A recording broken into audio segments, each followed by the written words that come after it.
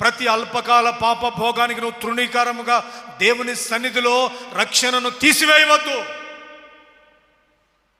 అంత ఐశ్వర్యవంతుడైన మోషేనే అల్పకాల పాపభోగం అనుభవించుట కంటే దేవుని పిల్లలతో నింద అనుభవించుట మేలని యోచించి నాట్యాలు నృత్యాలు మాని రాజు కుమారుని అనిపించుకోనకుండా ఒక సాధారణ గొర్రెల కాపరిగా వచ్చాడు దేవుని సముఖానికి. కానీ సాధారణ గొర్రెల కాపరిని రాజుగా చేస్తే ఈ రాజు ఏం చేశాడు తెలుసా? రక్షణ తాకట్టు పెట్టి పరస్త్రీని మోహించి ఆమెతో పాపము చేయటం ప్రారంభించాడు. పాపము చేసి పాపము వలన వచ్చు జీతాన్ని పొందుకోవటానికి ఇదిగో అక్కడ ఉరియాని చంపించి అక్కడ నరహంతకుడుగా మారాడు. ఇది తాకట్టు కాదంటారా రక్షణ? దావీదు రక్షణ పొందిన వ్యక్తేనా? మనకు నూతన నిబంధనలో రక్షణ